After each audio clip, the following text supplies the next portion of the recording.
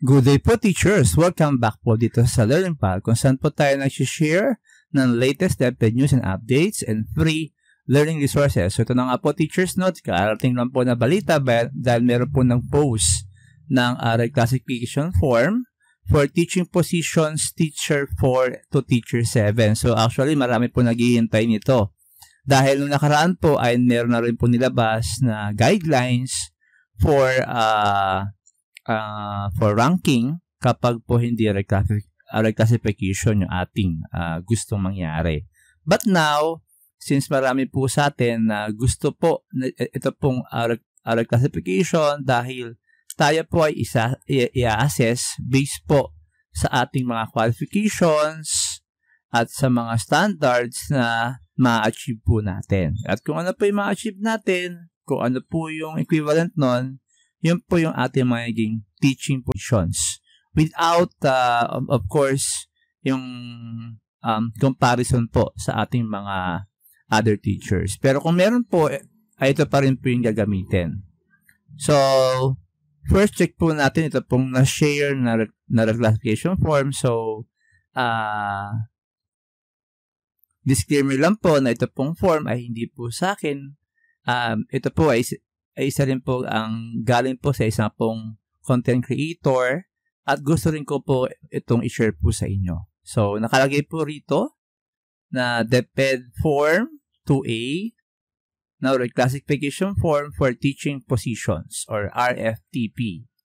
So, basic information din po, name, position applied, station or school, and then current position, item number, SG/ or salary grade and annual salary. So kung mapapansin po natin, meron po siyang hawig po no doon po sa old reclassification form natin na ginagamit. And then kung ano pong grade level, if we are kindergarten, elementary, junior high school, or senior high school. And then next po is yung ating qualification standards.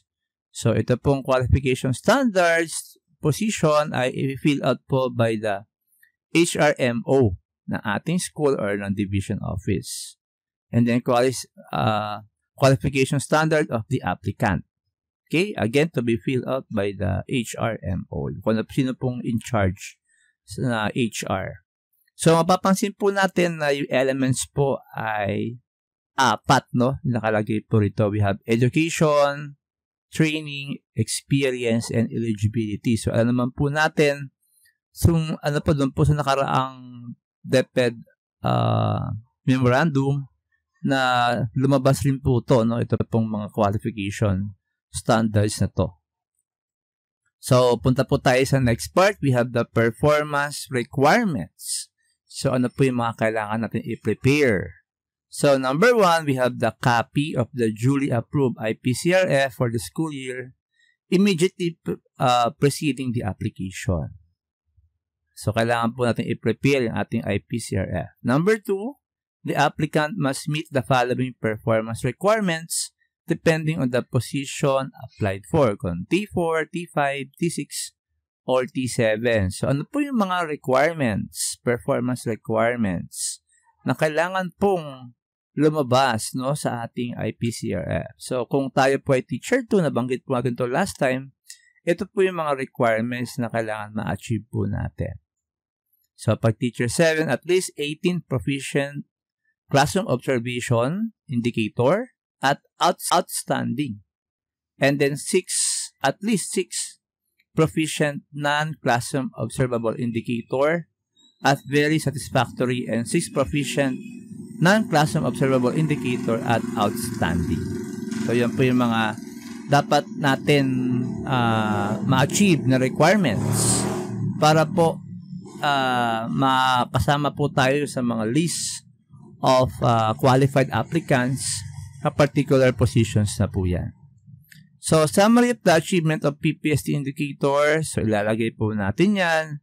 So, kung maalala po natin sa ating performance evaluation management system, diba, meron po tayong mga different domains na kailangan po ma-achieve. So, nakalagay po rito yung mga domains.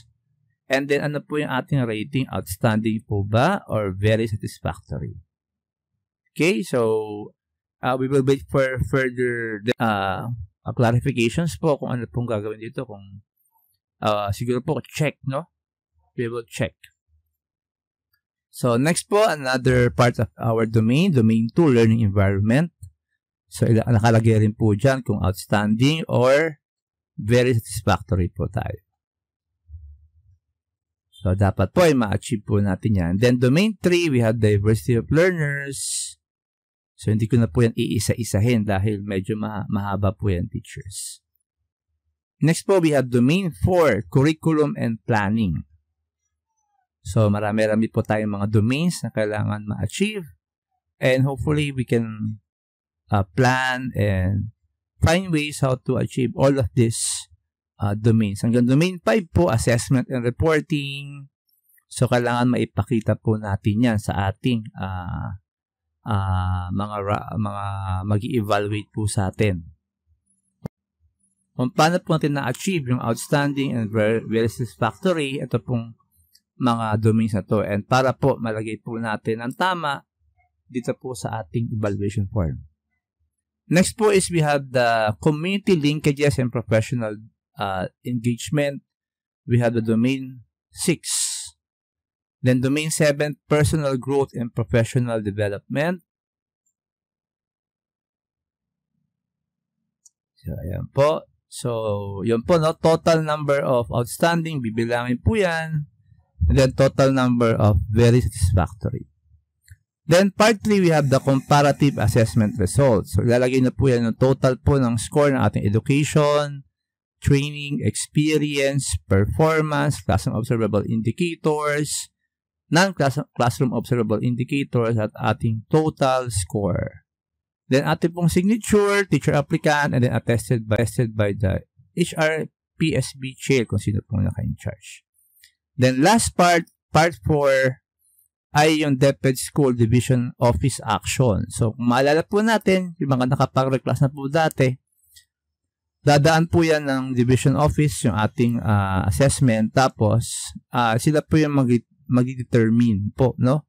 Kung saan po tayo maka-classify. Kung teacher 4 po to teacher 7. And then, nakalagay po rito, salary grade blank to salary grade blank. And then, date process. So, yung time po natin yan ma-process bago po babalik ulit po ito yung form sa atin. Pag na-approve po yan, that's the time na tayo po ay maka-classify. So, congratulations po sa teachers.